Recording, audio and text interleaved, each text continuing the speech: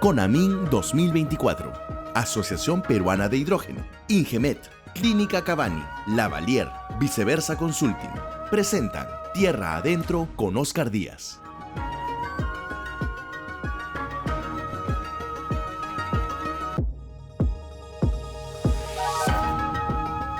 Señoras y señores, muy buenas noches y bienvenidos a una nueva edición de su programa Tierra Adentro, como todos los domingos. Recuerden que este es el primer programa económico empresarial de la televisión peruana en doble horario estelar. Nos ven a las 7 y nos ven a las 9 de la noche, nos ven dentro y fuera del Perú y por supuesto también nos pueden ver ingresando a atv.pe, luego ATV Más en vivo y nos ven desde su celular, de su laptop, desde donde estén.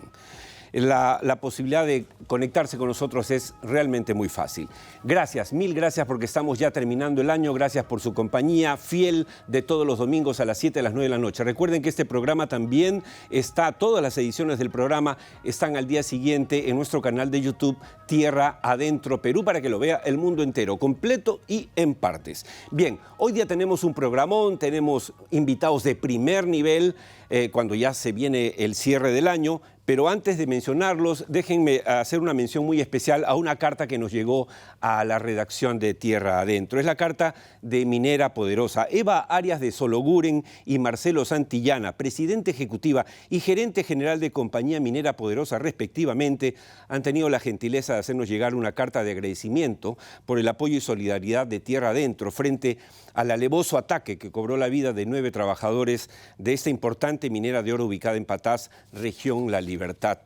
Pero en realidad, amigos de Tierra Adentro, somos nosotros quienes tenemos que agradecer que existan empresas como Compañía Minera Poderosa, social y ambientalmente responsables, que pagan impuestos, canon, regalías y que brindan trabajo formal, contribuyendo día a día con el crecimiento de nuestro país. Un abrazo fraterno a todos los trabajadores de Minera Poderosa, en particular en este año. Y por supuesto, a propósito de esto, no nos olvidamos que han pasado 2 semanas, señores del gobierno, señor ministro del Interior, y no hay un solo detenido de este crimen de 9 peruanos. Olvidemos que son mineros, 9 peruanos que fueron asesinados por estos vándalos y no hay un solo responsable. Esto no puede ser, no podemos permitirnos dejar en la impunidad semejante delito. Dicho esto, esta semana, hace una semana exactamente, asumió la presidencia de Argentina, de la hermana República Argentina, el señor Javier Milei, el liberal libertario, el anarcocapitalista que prometía casi el fin del mundo en Argentina y ha empezado su primera semana. Vamos a hablar de inmediato, nos vamos ahorita hasta Buenos Aires para conectarnos con nuestro amigo Leonel Paredes. Pero esto llega gracias a Viceversa Consulting y sus servicios comunicacionales. Entrenamiento de voceros. Estrategias comunicacionales de perfil bajo. Fortalecimiento de identidad corporativa. Manejo de redes sociales. En comunicaciones. Eso y mucho más es Viceversa Consulting, que desde hace 23 años gerencia soluciones.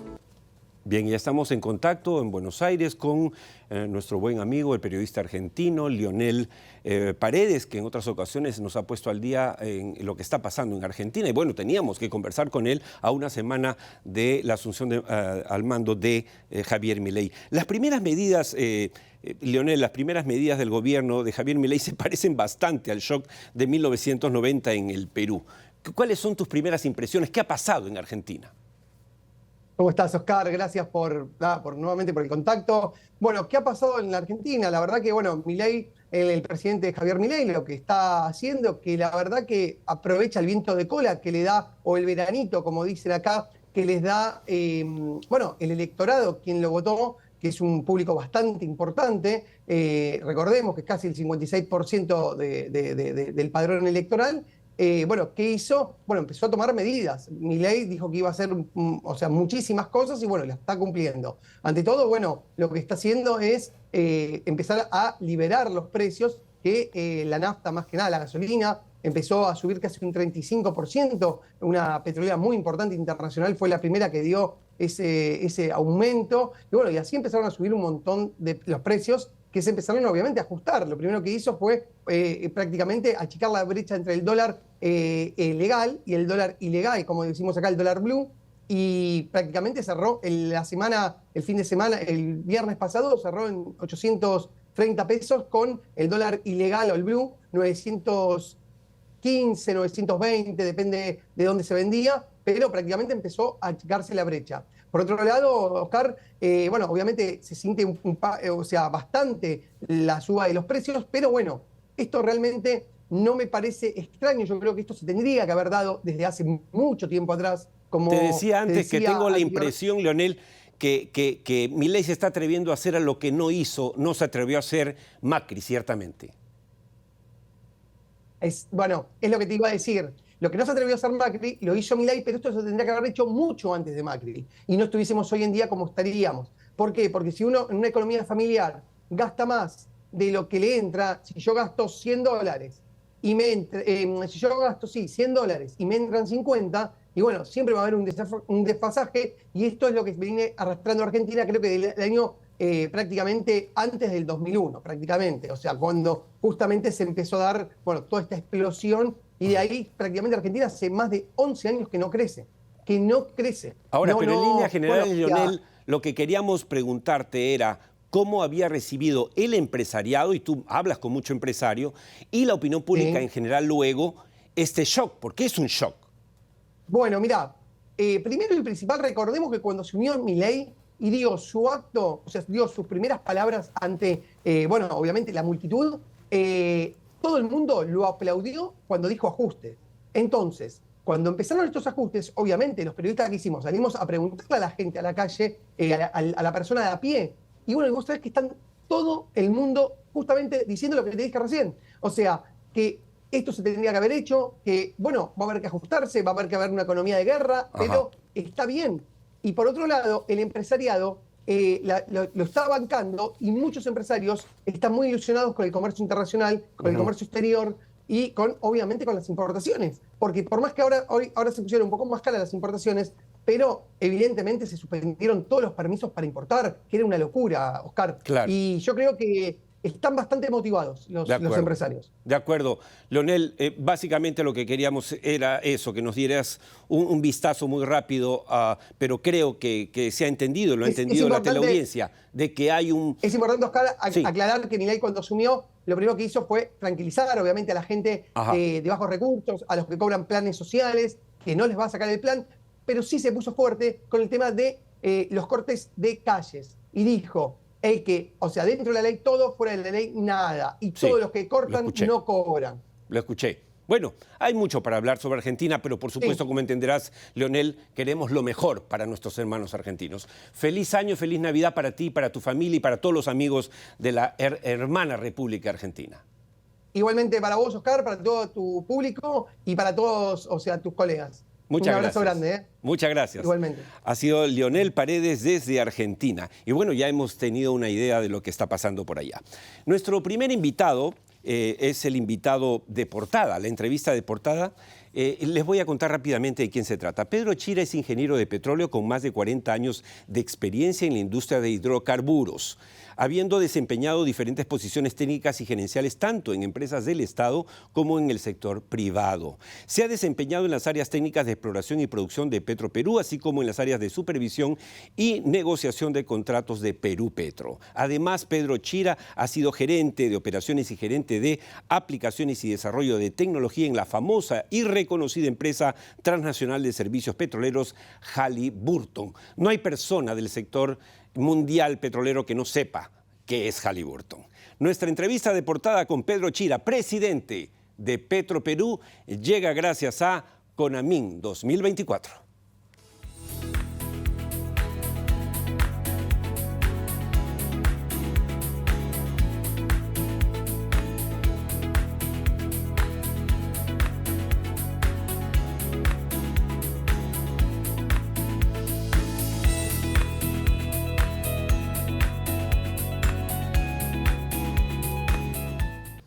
Mucha gente que nos ve a veces en algún centro comercial o alguna empresa, en un edificio, nos dice, señor Díaz, ¿por qué no le da más tiempo a los entrevistados? Señores, solo tenemos 1 hora. No es como los otros programas dominicales que tienen 2 horas. Es 1 hora, pero tratamos de sacarle el mayor provecho a los minutos en los que conversamos con personajes como el que ahora está con nosotros, el presidente de Petroperú, de Petróleos del Perú, que es la empresa más importante de nuestro país. Buenas noches y bienvenido, Pedro, y gracias por aceptar nuestra invitación. Buenas noches, Oscar, y muy grato de estar aquí en Tierra Adentro. Habías tenido la oportunidad de invitarme anteriormente y por razones de trabajo y de tiempo no he podido estar, pero es un gran gusto estar aquí para conversar acerca de Petroperú. Y además, en particular, porque van a ir viendo ustedes algunas imágenes, amigos, porque esta semana tuvimos la oportunidad, junto a otros colegas de otros medios importantes, La República, RPP, etcétera, de visitar, aunque yo ya la conocía, la conozco desde el 2014, la refinería Talar Antigua y la nueva refinería Talar, y de eso vamos a hablar. La primera pregunta puntual al presidente de Petroperú. ¿Puede anunciar usted, Pedro, que hoy, 17 de diciembre de 2023, la nueva refinería Talara está operando al 100%? Efectivamente, Oscar, puedo anunciar que todas las unidades de proceso y unidades auxiliares de la nueva refinería de Talara están operativas. La última unidad que estamos por reseccionar, porque la sigue operando el EPCista, la empresa que ha hecho la construcción, está en este momento realizando pruebas de garantía, pero en producción. Ya está produciendo diésel, gasolinas y hasta el mismo flexigas que llamamos, que va a servir de suministro para la energía de nuestras unidades de proceso. Alrededor de la construcción de la nueva refinería Talara, que empezó el 2014 en la gestión del ministro Eleodoro Mayor, que ha estado aquí varias veces con nosotros, bueno, ya han pasado casi 10 años, pero en el camino se ha criticado mucho y algunos siguen repitiendo algunas cosas que creo vale la pena precisar. ¿Quién mejor que usted? Por ejemplo, se ha dicho, ¿para qué hacemos una refinería nueva si el Perú no tiene petróleo? Producía en los 90 150.000 barriles y hoy apenas 40.000. No tenemos el oleoducto. Olvidando que hay países, y quisiera que usted nos mencione, que no produciendo nada de petróleo, tienen varias refinerías. ¿Es así? Claro, por supuesto, porque son dos conceptos totalmente diferentes, aunque están unidos en el punto de que necesitamos crudo para procesarlo para poder obtener los combustibles. Como usted dice, tenemos a países vecinos, el caso de Chile, que no tiene producción de petróleo, casi el 95% le importa y tiene una capacidad de producción de casi 240, de refinación, perdón. Hay una lámina, capacidad de refinación director, de que puede ir mostrando, 240.000. por favor, la lámina 1 sobre esto justamente. ¿Japón cuántas refinerías tiene? Japón, aproximadamente unas 10 refinerías Pero no produce petróleo. No produce petróleo, pero necesita petróleo para el país. Y tiene 10 refinerías. Y por seguridad energética es importante que un país produzca los combustibles que necesita para justamente todas las actividades que realizamos. Entonces, ese mito de que porque no tenemos el hidrocarburo, el crudo para procesar, no debemos tener refinerías, esto no tiene asidero. Debemos tener, y por seguridad energética, y producir los combustibles en el país. Y justamente esta refinería de Talara procesa ahora 95.000 barriles. Antes teníamos una refinería de 65.000 y eso va a contribuir en diferentes aspectos a mejorar la vida nacional. Claro. Ahora, esta obra de infraestructura, que es realmente impresionante, cada vez que uno la puede visitar, requirió permisos de 40 unidades estatales, más o menos, y han intervenido expertos de 78 nacionalidades. O sea, estamos hablando de una obra de infraestructura quizá la más grande, una de las más grandes de América Latina en este momento. Así es un megaproyecto que nos tomó muchos años llevar adelante y, como usted bien dice, 40 instituciones del país han tenido que intervenir dentro de todos los permisos que se necesitan para construir una obra de esta naturaleza. Además, en el pico hemos tenido hasta 20,000 personas trabajando en la construcción, o sea, para tener una idea de que esto ha sido y es algo muy grande. Como usted pudo apreciar en Talara, la nueva refinería de Talara en tamaño es como 16 veces lo que era la refinería antigua. Y lo más importante, tenemos una refinería de alta tecnología, de primer nivel de tecnología. La unidad de Flexicoking, que es la unidad que nos permite transformar el residuo o los residuales de la unidad de vacío en productos combustibles de alto valor comercial, llámese diésel, gasolina, turbo.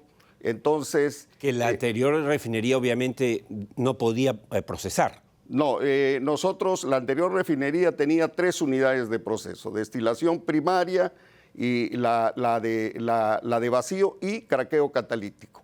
Y teníamos una producción de residuales que no podían ser tratados con estas unidades. Hoy, realmente lo que tenemos como residuos son el coque, que es un producto que inclusive lo vamos a exportar, y ácido sulfúrico, porque tenemos una planta de tratamiento para eso. Ahora, claro, no vamos a confundir a los amigos con temas técnicos que no conocen, pero para resaltar el tema del Flexicoking es importante porque solamente hay alrededor de 5 países en el mundo que, al igual que el Perú, tienen algo como esto, ¿no es cierto? Tiene Estados Unidos, China, Japón, o sea, países del primer mundo, Grecia. O sea, nos hemos puesto a ese nivel.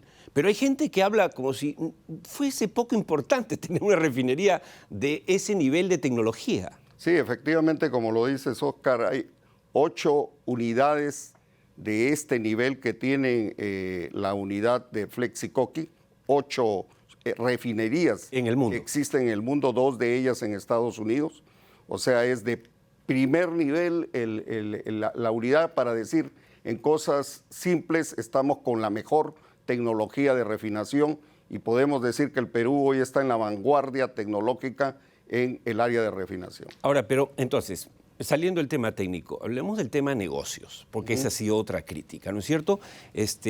Costó mucho, bueno, claro, estuvo el COVID también en el medio, no hay que olvidarlo. ¿Es rentable? O sea, usted puede asegurar como presidente de Petroperú, con los años de experiencia que usted tiene y que ya hemos reseñado, que va a recuperarse el dinero invertido y va a ser un negocio para Petroperú. Bueno, la respuesta es sí, para ser simple. Primero porque bajo el diseño y con las unidades de proceso, por los temas técnicos que hemos hablado anteriormente, estamos hablando que la anterior refinería de Talara nos dejaba márgenes entre 5 y 6 dólares por barril. Aquí estamos hablando de que vamos a quintuplicar el rendimiento, digamos, en términos económicos. O sea, estamos hablando de 20 a 25 dólares por barril. Entonces, ese concepto más la eficiencia que ya a partir del año 2024, una vez que la planta está ya arrancando totalmente ahora en diciembre del 2024, el 2025 buscaremos las eficiencias que nos permitan realmente que esos números estén más hacia 25 dólares por barril que hacia 20, ¿no? Acaba de publicarse una nota hablando de que en enero estrena nuevo gerente general Petroperú y que ha sido, digamos, seleccionado bajo un estricto proceso de selección. ¿Nos puede explicar de qué se trata y por qué es tan importante este cambio?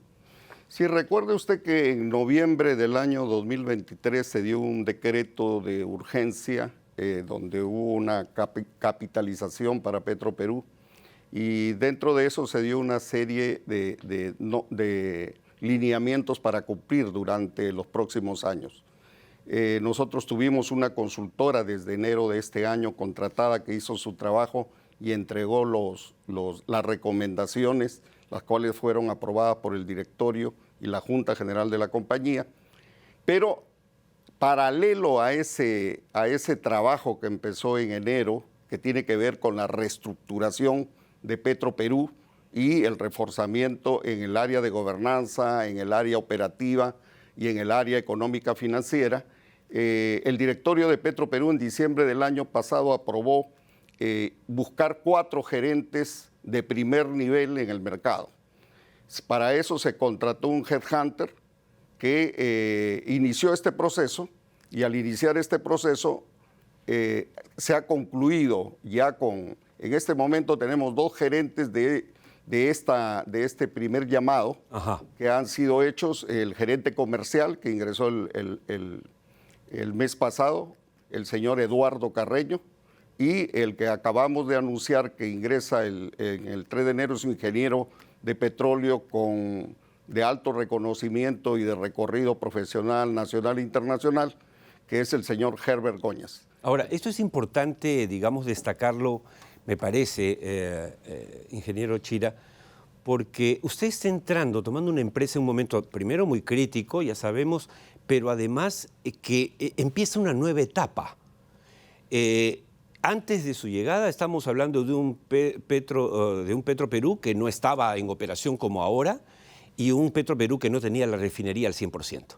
Ahora, al entrar a la refinería, una de las más modernas, si no la más moderna de América Latina, en este momento, para ser claros. Y lo segundo, entrar, por ejemplo, a explotar el lote 192 junto a un socio privado, que sería Alta Mesa, estamos hablando de que van a tener que haber cambios, tienen que soplar nuevos aires en la empresa. Entiendo que estos cambios gerenciales responden a ese requerimiento. ¿Es así o me equivoco? Es correcto, Oscar. Estamos trabajando en paralelo, primero en lo que llamamos la reestructuración de la compañía. Recuerde que con esas nuevas áreas operativas tenemos que descentralizar una compañía que estaba centralizada. Entonces, estos nuevos gerentes que están llegando vienen con esa misión. Aparte, entre este momento hasta el mes de abril debemos completar la reestructuración de toda nuestra plana gerencial y luego iremos con la estructura completa de la compañía. Y ese es el sentido. ¿Por qué? Tenemos que hacer de Petroperú una empresa rentable. Petroperú desde el año 1969 y se caracterizó por siempre ser una compañía altamente rentable, salvo algunas excepciones en algunos años donde sufrieron todas las industrias. Petroperú no aportó al Estado, pero digamos que casi en el 85% de la historia de la vida de Petroperú hemos siempre tenido aporte positivo y lo volveremos a tener. Estamos en esa línea. Renovaremos nuestra capa gerencial en ese sentido y por eso estamos yendo al mercado, ¿no? Y con esto quiero decir y responder a que muchas veces se dice que no estamos anunciando. Cada uno de estos hechos es anunciado a través de la SMB como hechos de importancia, como este que usted acaba de comentar de la gerencia general. Con respecto al 192, efectivamente, en la selva peruana, cualquier proyecto que Petroperú entre por encargo del Estado o que decida su directorio irá siempre con un socio que va a ser el socio operador y que irá con el capital de riesgo. Y para tranquilizar los nervios de algunos empresarios privados del sector petrolero que nos están viendo, usted puede decir que, digamos, más allá de lo que ya tiene en sus manos, Petroperú no va a estar detrás de otros lotes, que la mayoría de los 32 lotes aproximadamente que hay, los 28 que más o menos quedarían para las empresas privadas, serán para las empresas privadas. Sí, evidentemente que la ley hoy y a través de Perú Petro, que es la agencia del gobierno, se está promocionando las áreas donde se espera que el capital privado invierta. Nuestra asunción temporal. No competir con el sector privado, no, de ninguna manera. Más lotes. Nuestra asunción temporal de los lotes de talar ha sido un encargo del gobierno a su empresa estatal. Pero también usted, permítame decirle, nosotros el lote 1 lo tomamos 2 años atrás y lo hemos mantenido en un nivel de producción óptimo. Y estos 3 lotes que acabamos de tomar, el lote 1, el nuevo contrato temporal, lote 6 y el lote Z69, que es del mar, lo tenemos en este momento con una óptima producción en total de 7.200 barriles por día. Claro. Entonces, a su pregunta, para ir directamente, si el Estado nos encarga ir a continuar, especialmente en el área de Talara, ¿Por qué en el área de Talara? Porque Petroperú es el más interesado en que se produzcan eficientemente los campos de Talara, porque ese crudo es parte del suministro que necesitamos para la nueva refinería de Talara. De acuerdo. Pero soy claro en una cosa, quien rige todos estos, toda esta parte legal y técnica es Perú Petro. Claro, claro. Petroperú es la compañía operadora, pero que ya ha demostrado capacidad que si es que tenemos que operar campos, lo hacemos. De acuerdo. Bien, muchas gracias, Pedro, por haber aceptado nuestra invitación.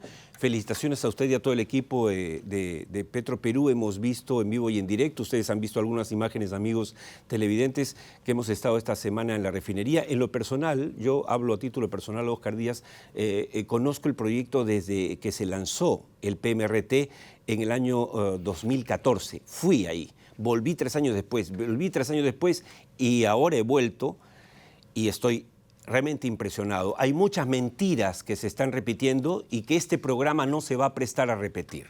Y por eso hemos invitado a la fuente, al presidente de Petroperú. Muchas gracias. Y bueno, el próximo año, usted sabe, estamos aquí. Este programa es el primer programa de las industrias extractivas con rostro social. Hablamos de minería, hablamos de petróleo, energía. Estamos seguros que la reactivación petrolera es una realidad.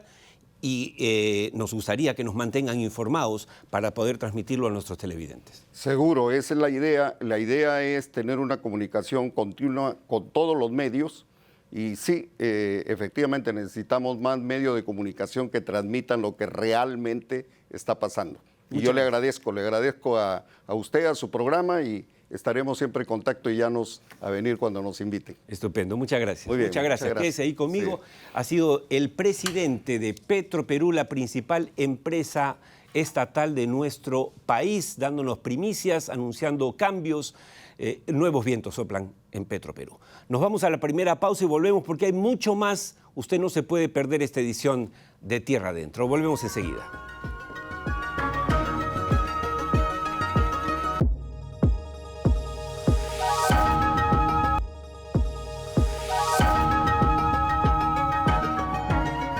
Amigos de Tierra Adentro, empezamos el segundo bloque del programa. Hoy estamos 17, ¿no es cierto, señor director? 17 de diciembre del 2023. Por si acaso, tenemos edición la próxima semana, es domingo, Navidad, no importa. Acá a todos los chicos les encanta el trabajo, así que todos volvemos la próxima semana, horas antes, obviamente, de comernos nuestro panetón, lo pavo, lo que hay en casa.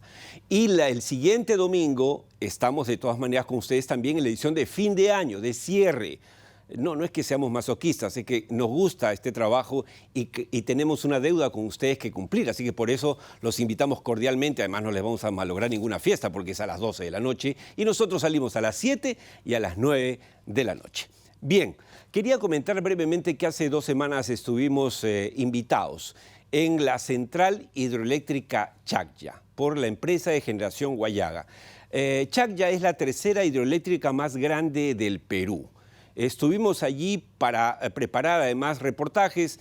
Habían ido siempre en otras oportunidades reporteros de nuestro programa, pero en este caso quisimos ir nosotros. Ahí lo que están viendo, por ejemplo, es justamente la turbina donde nace la luz. En realidad es impresionante lo que ha hecho la ingeniería y lo que está haciendo Empresa de Generación Huallaga en Huánuco, en el corazón de la selva. Ustedes tienen que llegar a Huánuco por avión y tienen que internarse en la selva 3 horas. Y allí está esta maravilla de la arquitectura, de la ingeniería moderna.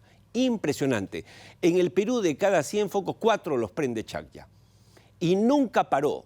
En el COVID no paró un día, 1 hora. Ese es el Perú. Ese es el Perú que nosotros mostramos en Tierra Adentro. Ese es el Perú que queremos. Sabemos que tenemos dificultades, sabemos que tenemos malos políticos, sabemos que hay corrupción. Pregunta, ¿en qué país no hay corrupción? ¿En qué país no hay malos políticos? Todos son buenísimos. ¿Dónde? ¿Dónde? No sé, quizá nuestro siguiente invitado nos diga que en Portugal. Pero después es muy difícil. Entonces lo que tenemos que hacer es enfrentar los problemas. ¿En qué hogar no hay problemas? ¿En qué hogar? ¿En qué familia? Eso es lo que siempre decimos y no nos cansaremos de decirlo. Bueno, nuestro siguiente invitado, que ya estaba antes con nosotros, tremendo empresario, hablando de los inversionistas y las inversiones que vienen en el Perú, en el sector sobre todo eléctrico, viene de inmediato en nuestra entrevista central. y esta entrevista central llega gracias a Viceversa Consulting y sus servicios de asuntos sociales. Líneas de base socioeconómicas, mapeos de actores sociales, planes de desarrollo local participativos, procesos de sensibilización social. En asuntos sociales, eso y mucho más es Viceversa Consulting, que desde hace 23 años gerencia soluciones. Y nuestro invitado es el empresario portugués Paulo Miraldo, gerente general de Hidroglobal. Ha estado en otras ocasiones con nosotros y es importante en Tierra Adentro tener la percepción, se habla en teoría de qué piensa el empresario, qué piensa el inversionista. Bueno, lo invitamos a él de vez en cuando para que nos ponga al día. Buenas noches y bienvenido, Paulo. Antes de tu viaje, obviamente, sí, a tu tierra por Buenas noches y gracias y un pequeño reparo. Eu não sou empresário. Sí, eu sou gestor e trabalho a convite dos inversores que têm o proyecto Saint-Gobain 3. De acuerdo. ¿Cómo van los avances del proyecto Saint-Gobain 3 de Hidroglobal, la empresa que tú gerencias, Paulo? Que yo sepa, que además es una inversión que vale la pena repetir a los amigos televidentes, corrígeme por favor las cifras, pero es algo de 760 millones de dólares. 50 millones con 700, los costos financieros también. 750. Sí. Ya. Pero que yo sepa, y he averiguado, cuando hablé con don César Butrón, por ejemplo, no hay una construcción de esa magnitud en el Perú en este momento. Creo que no. Hidroeléctricas no, creo que es la única que está en fase de construcción. Y estamos en una fase de... Yo diría que la puesta en operación será, si todo correr bien, en diciembre de 2024. Esa es nuestra fecha, entrada de operación en enero de 2025. Y por eso ya estamos pensando a pensar em outros projetos, outras inversões, que vamos seguramente falar um pouco mais adelante, mas, sobretudo, dizer que, depois de toda a dificuldade que tivemos com o Covid, paro de obra, com as protestas início deste ano, después del autogolpe de Castillo, conseguimos recuperar muy bien el ritmo y nuestra preocupación era la línea de transmisión, como puedes imaginar, claro, atraviesa toda la provincia de Carabaya. 180 kilómetros. Sí, y atraviesa toda la provincia de Carabaya hasta Macuzán y Zángaro y felizmente no tivemos un problema social, conseguimos negociar la compra de tierras. A obra está avançando em grande velocidade, portanto, estamos otimistas que terminamos em esa fecha. De acuerdo. Ahora, una de las razones por las que te habíamos invitado justamente era para hablar de este concepto de capitalización de empresas públicas. Cuando conversamos aquí con el presidente de COES, hablamos, él expresó su preocupación porque efectivamente no había tiempo para construir más hidroeléctricas como por ejemplo Saint-Gobain 3 que acabamos de mencionar. ¿Es posible que por ejemplo empresas como las que tú representas inviertan en el Perú capitalizando, por ejemplo, siendo socias de empresas públicas como Saint-Gobain 2, por ejemplo? Más que posible es deseable, o sea, eu creio que há potencial não explorado, e não estamos falando de privatizações, porque é termo sempre que tem tem muito impacto em algumas zonas de Peru, sobretudo em zonas socialmente problemáticas. Quando falamos de capitalização, falamos de incremento de capital das empresas públicas, obviamente, com a entrada de privados. Isso mantém equilíbrio entre o que é uma APP, ou seja, há inversão privada, ao mesmo tempo o Estado se mantém também como acionista, mas naturalmente as empresas que querem fazer capitalizações querem ter a maioria de capital por uma questão de eficiência de gestão. Claro. Não quer dizer isso que vamos correr com todos os gerentes generais ou com os diretórios, não alargá-los, incorporá-los e dar-lhes outra dinâmica de trabalho. Claro. E esse ponto, para mim, é fundamental. Nós estamos num período de recessão, não em Peru, mas mundial. Não é Peru. Fala-se muito de recessão no Peru, não é uma Alemania está em recessão. É uma recessão mundial, onde há dicho muito conhecido que não pode casar com perro, casa com gato. E é uma maneira de rentabilizar as empresas públicas. E creio que que nós outros estamos a pensar, com toda a abertura, estamos neste momento em estudo para exatamente apresentar uma proposta de capitalização na empresa generadora de energia de Saint-Gobain, que, como sabes, é 100% estatal. Así es. Y, bueno, esa es una noticia muy importante. Es una noticia. Estamos empezando. Por eso la destaco y te agradezco, por supuesto, que la comentes ahora en el programa con esa apertura, porque entonces estamos ante la posibilidad de que una empresa como Saint-Gobain 2, que es estatal, eléctrica, que no está funcionando, eso lo digo yo, porque lo sé, no está funcionando como debiera, podría tener, digamos, ser pasible del interés de la empresa que tú representas para invertir. Para capitalizar. Para capitalizar, por supuesto. Para capitalizar. No para comprar. No para comprar. No para privatizar, sino para capitalizar. Isso significa que essa empresa privada, uma APP, futura, se a iniciativa privada tiver sucesso, é uma empresa que pode desenvolver novos projetos. Hoje, uma empresa pública não desenvolve uma nova hidroelétrica, nem parque eólico, nem parque solar. O seja, porque há 1000 permisos e não pode. E isso vai obrigar a crescimento dessa empresa, que era 100% do Estado e agora, digamos, 51, 49 em participação social com o privado, vai desenvolver outros projetos. E esse, em nossa perspectiva, é caminho que é possível fazer. Además, é caminho que está previsto na lei, através das iniciativas privadas. E essas iniciativas privadas podem ter carácter de inversão direta por parte dos acionistas privados em capitalização, não obrigatoriamente em concessão, o que seja, como foi a nossa. Claro. Eu te relembro que no sector energético, propriamente dito, e não hablo em linhas de transmissão, hablo em energia pura. Sí. Nuestra iniciativa privada de Saint-Gobain 3 foi a única aprovada hasta hoje. Sí. Qual é o problema acá? É problema de decisão e de tempos. Así es. A iniciativa privada está muito bem desenhada em Peru. É pública, abaixo de qualquer suspeita, e qualquer empresa pode concorrer a uma iniciativa privada ou substar uma iniciativa privada que tenha sido apresentada por outra empresa. O que isso significa? Significa que é processo concorrencial. Eu posso, por exemplo, em teoria, apresentar uma iniciativa privada de capitalizar a empresa de Saint-Gobain, estatal, e vir outra empresa de outro país, interna, peruana, dizer, não, nós também estamos interessados em fazer. Claro. E por isso há uma declaratória de interesse que é uma espécie de subasta durante 3 meses que permite acertar o valor final dessa capitalização. Obviamente, quem apresenta tem o direito de preferência, que pode optar ou não optar. Mas é processo aberto. E creio que por aí, se houver ¿Cuál es el problema? ¿Cuál? É que desde la presentación... Suena bien, más déjame precisar algo. Y justamente lo puso sobre la mesa aquí el presidente Coes.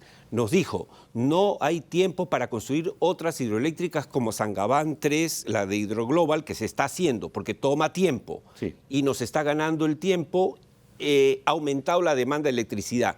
Y en ese contexto, lo que estás proponiendo aquí en la mesa de Tierra Adentro, Paulo, resulta muy interesante porque es capitalizar una empresa que ya existe para optimizarla. Sim, e o Estado se mantém como acionista. Provavelmente os ingressos vão aumentar nos próximos anos.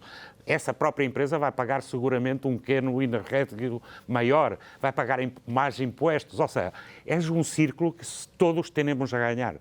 Mas estava dizendo, o grande problema é que quando apresentas uma iniciativa privada a pró-inversões, tens período muito longo que é discricionário hasta uma declaratória que a Direção-Geral de Eletricidade tem que publicar a dizer que é uma iniciativa de interesse público.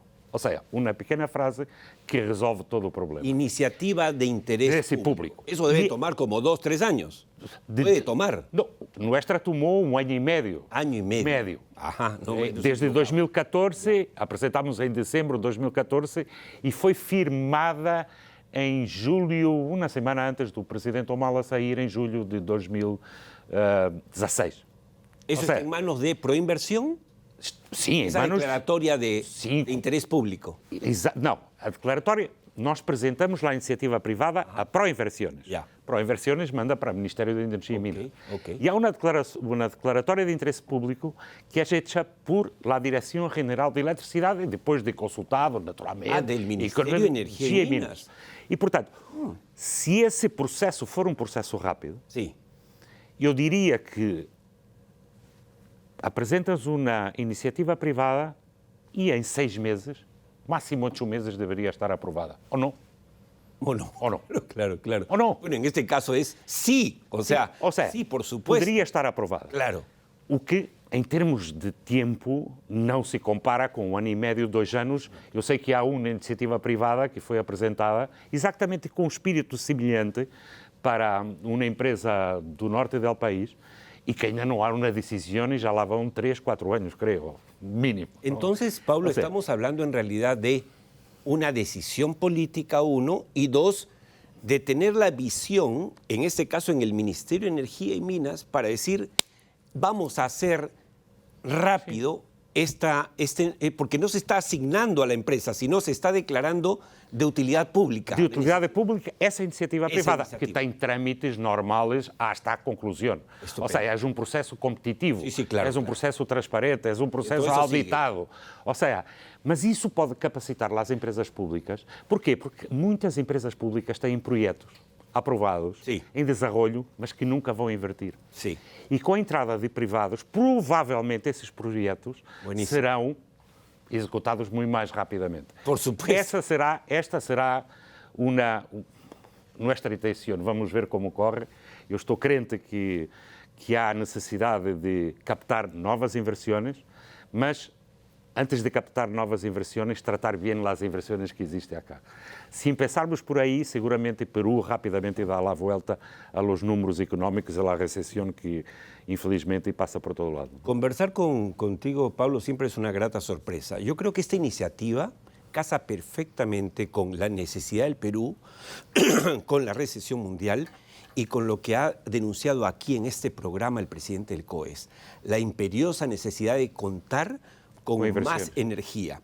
Porque nos estás hablando de no comprar Saint-Gobain 2 en absoluto, sino de capitalizar con una declaración obviamente de interés público ante una iniciativa privada que puede inyectarle dinamismo y puede permitir a los socios, obviamente, como ustedes, y es CTG en este caso, China Tree Gorges, la posibilidad de invertir en algo que la empresa, por ser pública, não pode invertir. Não, óbvio, e desmistificar um pouco a inversão de China, porque é importante também. Se vê muitas vezes escrito na comunicação social, não, os chinos vão controlar a energia do país, vão cambiar os preços de energia, vai ser mais alto. Isso não é possível. Isso não é possível. Um Estado tem que ter buenos reguladores, buenos fiscalizadores. E o custo de energia é uma fórmula muito complexa que não somos nós outros, nem nenhuma empresa, nem nenhum acionista que la hace. Não, é o RINERMIN que estabelece os preços, há uma fórmula, é um regulador e assim tem que funcionar.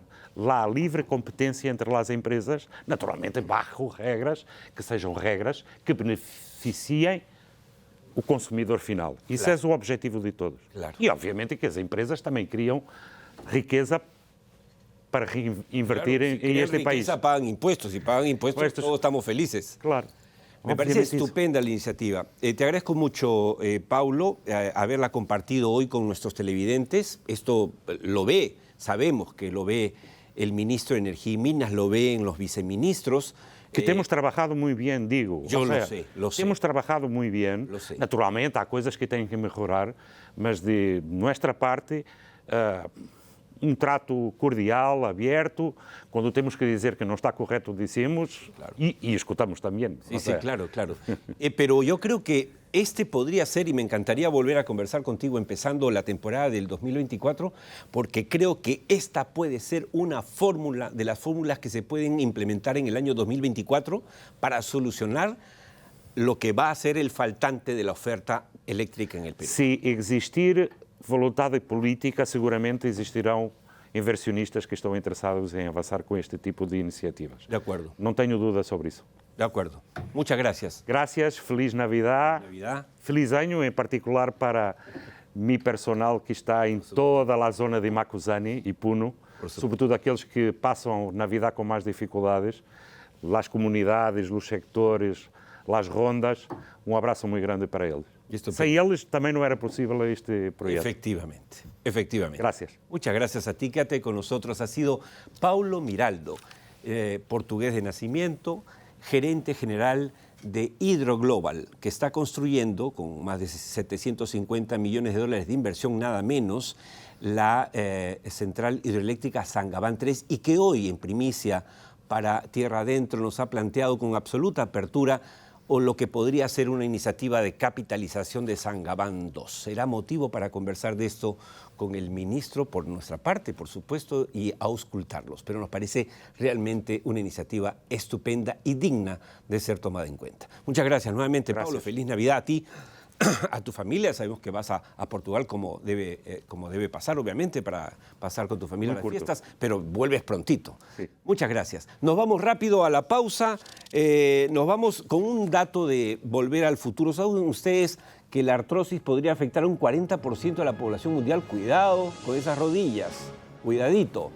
Volvemos después de la pausa con la última parte del programa, con cosas muy importantes para ustedes.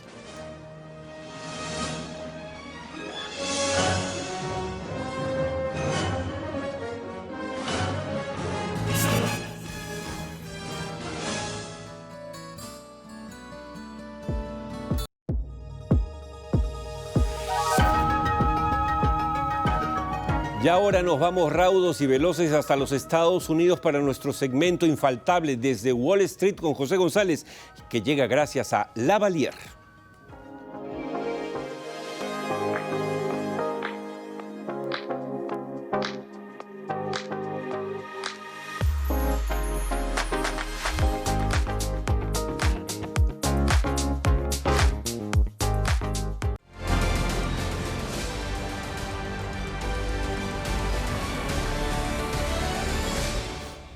Ya está con nosotros José González, como todos los domingos, gerente asociado de GCG Advisors. La COP28 tuvo que extender su finalización un día más porque había mucho que discutir y acordar. ¿Podríamos decir, José González, que esta conferencia mundial climática es la más significativa de nuestra historia y que se vienen nuevos vientos y tiempos? Es correcto, Oscar. La conclusión final y en un acuerdo mayoritario de los países miembros es en que hay una necesidad imperiosa de descarbonizar el planeta, y a diferencia de las COPs anteriores, se habla de descarbonizar reduciendo el uso de los combustibles fósiles. Las declaraciones que han sido declarativas establecen los primeros pasos para que esto suceda, señalando que cada país tomará un rumbo propio bajo un principio de responsabilidad común pero diferenciada. La idea es que se reduzca significativamente el uso de los combustibles fósiles, posición a la que se había resistido la OPEP y los países productores de petróleo hacia el 2050, reconociendo el rol que tiene la ciencia en la medición de tales metas. Como dices, después de 28 años de discusiones, finalmente entramos en un proceso en que se reconoce que el calentamiento global es producto de las emisiones de carbono y que es indispensable producir las mismas. La era de la descarbonización se consolida. Ahora, esto entonces no hace más que confirmar, José, que lo que hemos venido hablando tercamente hace 2 años y diría casi solitariamente al inicio en Tierra Adentro sobre la descarbonización y que el Perú se puede convertir en el centro mundial del desarrollo minero más diversificado del mundo, no es una exageración. Para nada, porque además se toma un acuerdo previo a la declaración final, se prolonga la COP por 24 horas para llegar a estos acuerdos históricos. Ajá. Que de nuevo son enunciativos, pero es el primer paso de una larga marcha hacia el 2050, en que 130 países de los 200 participantes se comprometieron a trabajar juntos en triplicar la capacidad instalada de generación de energía renovable a por lo menos 11.000 gigavatios para el año 2030. Duplicando colectivamente el promedio anual de eficiencia energética del 2% al 4% al año 2023. Esta es una noticia extraordinaria para el cobre peruano. Este año en el que las acciones de las compañías vinculadas a la ASG y a la transición energética no tuvieron la performance que se esperaba, al revés de las petroleras, lo que sucede es que el proceso va a ser largo y va a tomar tiempo.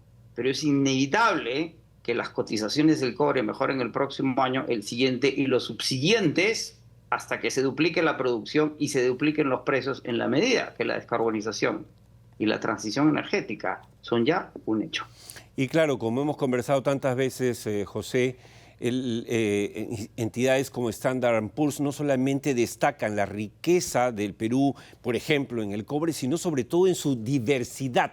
O sea, tenemos una oferta diversa de minerales, justamente todos los que requiere el cambio de la matriz energética. Mientras Chile, por ejemplo, solo tiene básicamente cobre, nosotros tenemos todo lo que se necesita: cobre, ¿no es cierto?, estaño, litio, plata, oro, por supuesto. Entonces, esto nos da muchas oportunidades, ciertamente. Correcto, nuestra matriz es polimetálica y no hemos terminado de explotarla, y como sabes, hay geólogos nacionales y extranjeros que señalan que si hiciéramos geológicamente fuéramos más allá de los 4 metales base de la producción peruana, vamos a encontrar una diversidad en la capacidad de producción metálica en el Perú extraordinaria. Pero el cobre sigue siendo la base. Somos el segundo productor de cobre en el mundo, peleamos o no con el Congo, por una cosa que será temporal en el Congo. Tenemos las terceras reservas después de Chile y Australia, pero tenemos la reserva de cobre minable más importante del planeta.